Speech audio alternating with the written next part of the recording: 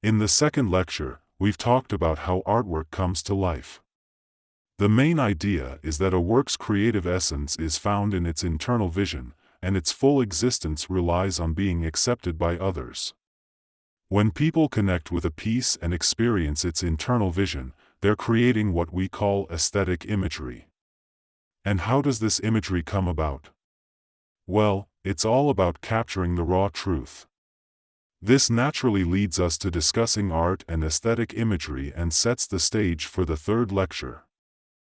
We'll explore the relationship between art and truth, which is the main focus here, and now we're really getting into the concept of aesthetic imagery.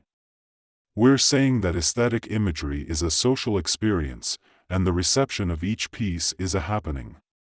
When a genuine work of art is involved, this social experience can also be a manifestation of truth at the same time.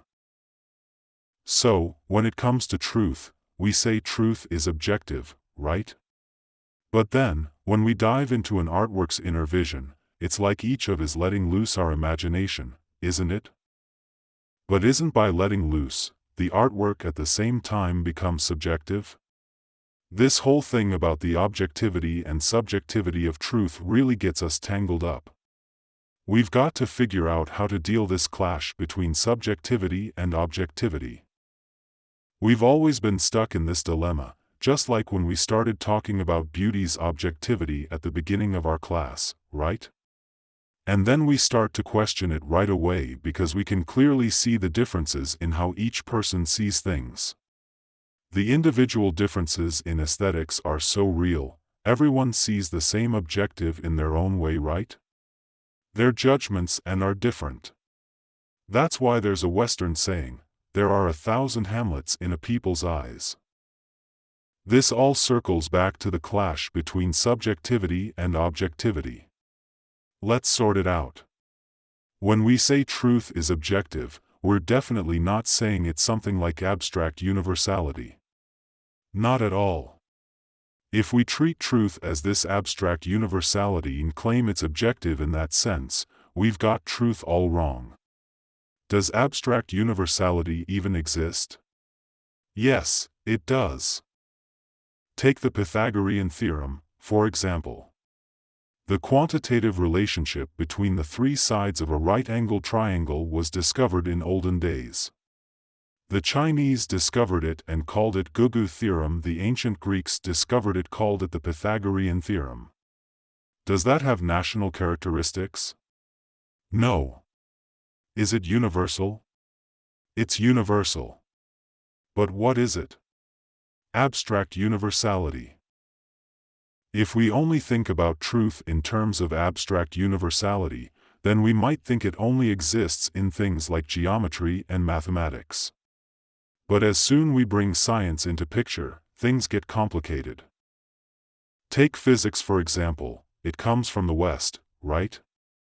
So, you could say that China doesn't have the same physics, but we do have our own version, based on our understanding of the universe, which revolves around the concept of yin and yang and the 5 elements.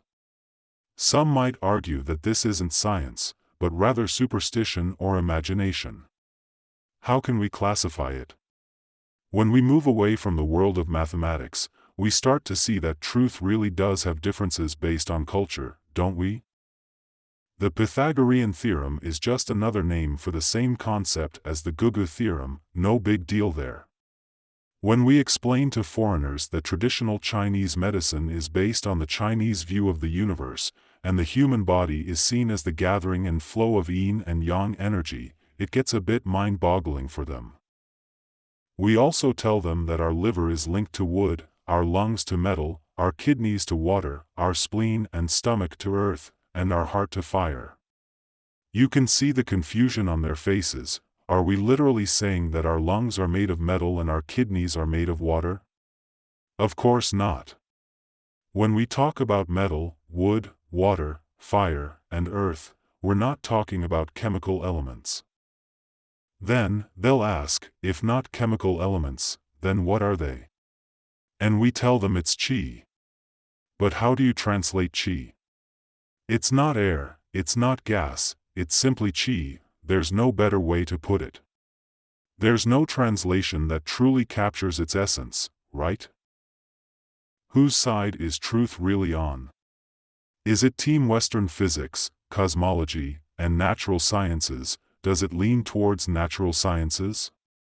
They say it'd be great if they could all get along in the end, but how's that even possible? Can Western natural sciences really wrap their heads around the vast knowledge of traditional Chinese medicine? It's like trying to understand qi as a field, similar to an electromagnetic field, just doesn't add up. So what's the big difference here? It's all about national distinctions. We shouldn't see truth as some abstract one-size-fits-all concept. The real deal with truth isn't its abstract universality, it's about being specific and bound to history. Truth isn't some abstract thing, it's grounded reality. So, when we're talking about art, we understand that everyone has their own take on it, and that can be influenced by things like where and when they're from. But, even with all these differences, we still believe that they don't change the truth of art. What are these differences? They're all about how each person imagines art in their own way. Artistic imagination has always been personal. Just like the artist has their own style, the person experiencing the art also brings their own unique perspective, and then there's the impact of different times and cultures. Take a Beethoven symphony, for example, it's gonna hit different for someone from Europe than it does for someone from China. Sure, we can all enjoy the same symphony, and we can perform European music without any problems. But when we really get into it, a Chinese person's imagination and a European person's imagination are gonna be different. But these differences don't change the truth of the work itself, the truth stands by itself. I was thinking about Fu Lei's letter to home, have you checked it out? His son, Fu Cong, died 2020, is making a name for himself as a pianist overseas, and he's got his own special way of playing Mozart and Chopin that's getting a lot of attention. And get this, he's Chinese, and his dad, Fu Lei, kept in touch with him. His old man was really into music and knew his stuff, so he'd always write to his son about it. He'd be like, when you're playing that Chopin piece, right? You should read these Tang and Song poems. Have you read them? After you do, can't you really feel the vibe of the music? And you know what? His son took his advice.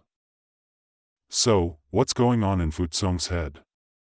The world of Chinese poetry and literature sparked his imagination, and he used that to get into Chopin's music.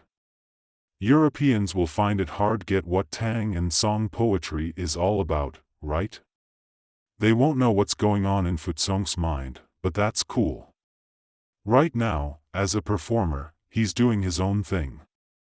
The way he plays that Chopin piece is all about his personality, and that's just how it is. You know that old list of the top 10 conductors in the world, right? Well, one of them was Japanese, Seiji Ozawa, and get this, his native language is Chinese. Yeah, I know, he was born in Shenyang, and his mother tongue is Chinese, and he's not European. He grew up in the cultural world of China, speaking his native language, and ended up becoming one of the top 10 conductors in the world. Now, when he's interpreting and conducting a piece by Bruckner, do you think what he's imagining in his mind matches the inherent European imagination in Bruckner's work? Nope, it's not a match, it's just not possible. His upbringing and life experiences have made sure of that. But despite that, his conducting of Bruckner's symphonies has been a huge success. So, something interesting happens here, right? We see something, what is it? Music is the language of the world, right? Absolutely. It's all about the universality of art, but it's rooted in national characteristics. National characteristics are like the soil of artistic works, but as long as these national characteristics, the national features, the national life experiences, and the understanding of the national world are presented in the language of art, then other nations can also get into it. But getting into it doesn't mean getting into the spirit of the nation to which the creator belongs. Not at all. So, we're diving into this first topic about how national and universal aspects play into the whole aesthetic imagery thing.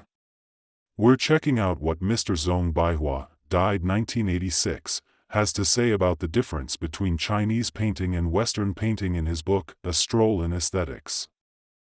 I've pulled a bit from page 111, where he's chatting about how Western painting sets up this conical perspective space in a nearly square frame.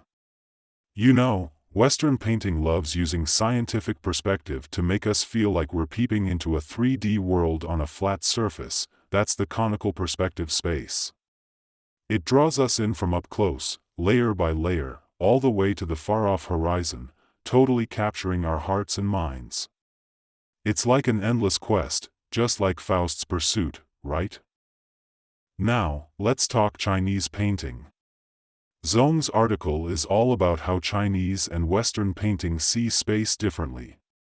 Chinese painting digs using a vertical square frame, so you first catch sight of the distant mountains, then gradually you're brought back to the artist or the viewer, taking in the waters and forests along the way. The I Ching, the Book of Changes, says, "There is no going without returning, bounded by heaven and earth. From the furthest point, one must always return, there is no going without returning."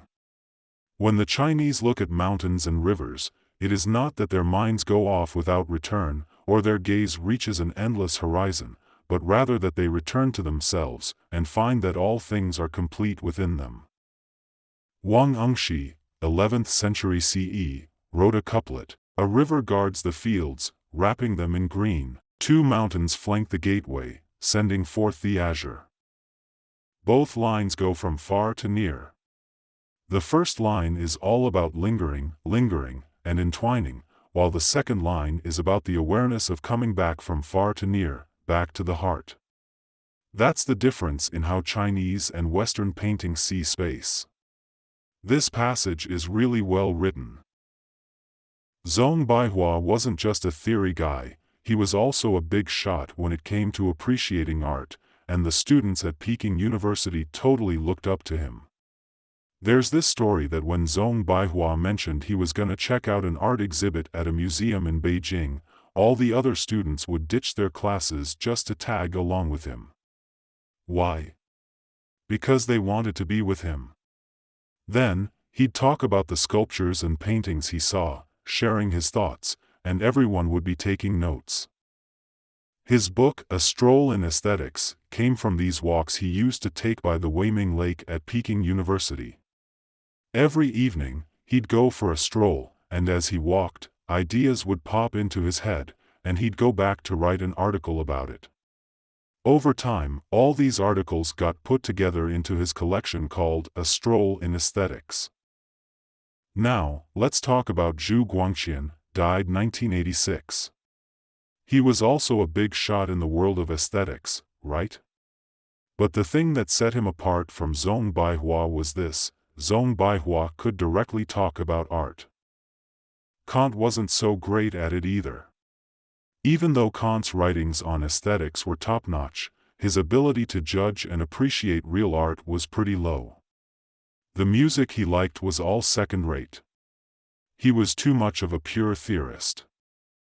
Kant wasn't all that great at appreciating art in practice. What's really cool about Zong Baihua is that he had the experience and could put it into words. So, he had seen a ton of Chinese and Western paintings, and then he wrote this piece about the different ways of perceiving space, and he did it really well. Plus, he connected it to Chinese thought and spirit, you know? The differences between the Chinese Confucian, Taoist, and Buddhist traditions and the Western Christian tradition are a big deal. What's the deal with Western art in the Middle Ages, you ask? Well, it's basically all about serving religion. The tunes you hear? Church music. The paintings you see? All about religion. So, what's the deal with those paintings? They're all about looking up to heaven. From up close to way out there, all the way to the endless horizon. What's the deal? It's all about the perfect world. Now, the Chinese folks didn't quite push the perfect world out to the other side. They didn't do it like that. Take a look at those Gothic cathedrals. When you're traveling in Europe and step into one of those Gothic cathedrals, you gotta appreciate the architecture from the inside. Then you'll see the deep space it creates, and it guides everyone's eyes in the cathedral to look up, and finally, to gaze at heaven, the dome, right? Pointing straight up to the sky. That's the real deal. From what I've seen, like the Milan Cathedral, for example, countless spires like torches, all pointing up to the sky, burning with what? The passion of Christianity and the longing for heaven. So, it's always from close to far, from low to high. So, you know those Chinese landscape paintings, right? Like Zong Baihua said, in those long vertical rectangles, what do you see? First, you see the far-off mountains, and then where does your gaze go? Down to the fisherman by the stream at the foot of the mountain, leading you there. It's like everything is inside me, the universe is as big as my heart. The philosopher Lu Xiangshan, 12th century, said, "My heart encompasses the universe rests in my heart." Mencia said, "Everything I need is within me, and when I'm sincere, there's no better joy." The deep thoughts of China, the soul of Chinese culture, are also shown in Chinese art through how they use space. So, there's no doubt that there are differences between national arts. When the Chinese first saw Western paintings, they laughed. They put so much effort into making everything look so real. Why? We Chinese don't want to paint like that, except for a few detailed brush paintings that lean that way. Most of the freehand ink paintings express the emotions of the subject's inner feelings, right? So, when Western painting first met Chinese painting, both sides were surprised at first. How can you paint like this? Each side was thinking, is this really painting? Later, they found it made sense, and both started to appreciate each other. The way we appreciate each other's art is like a cultural exchange, you know? We've picked up a lot from Western painting. Ever heard of the Shanghai School of Painting? Wu Changshua, died 1927, is like the face of it. The whole idea of the term Shanghai style came from his painting. Chinese traditional painters got inspired by Western painting and borrowed a bunch of creative techniques to paint their own ink wash masterpieces, and that's how the Shanghai School of Painting came to be. It's a real clear example of the exchange between Chinese and Western painting. You know, a great example is how modern Chinese poetry has been really influenced by Western poetry. But even though it's still Chinese poetry, it's not the old-school regulated kind, you know what I mean? Have you heard of this poet Dai Wangshu, died 1950?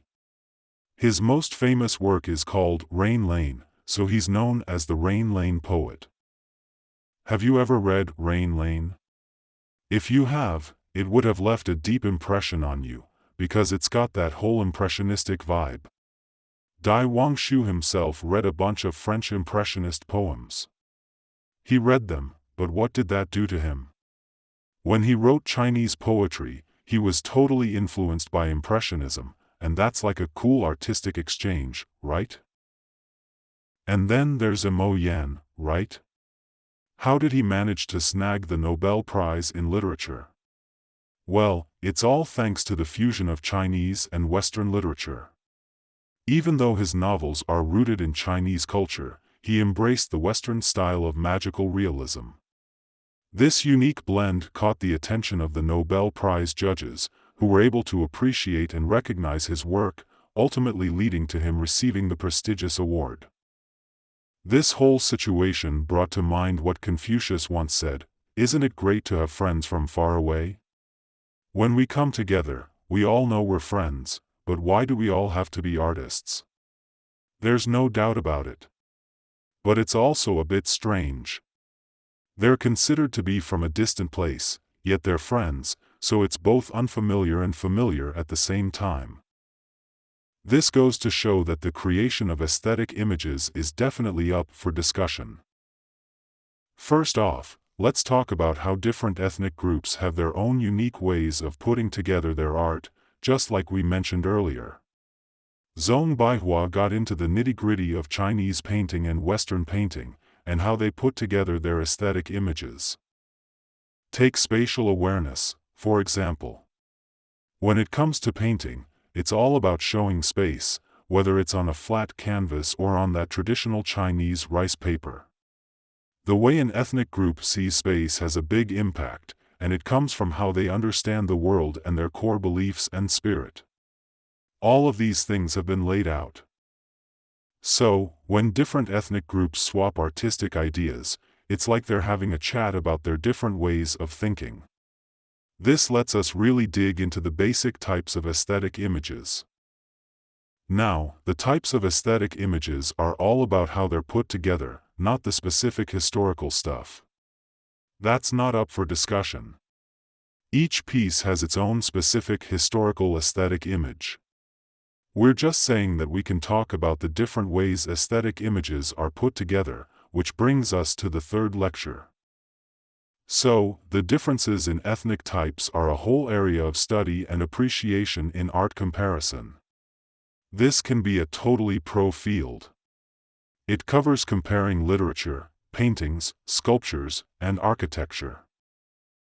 For example, Hegel was comparing Chinese architecture with Western architecture. So, what's Chinese architecture all about? It's all about those beautiful gardens, right? Chinese garden architecture really captures the whole idea of the unity of man and nature in Chinese philosophy, doesn't it?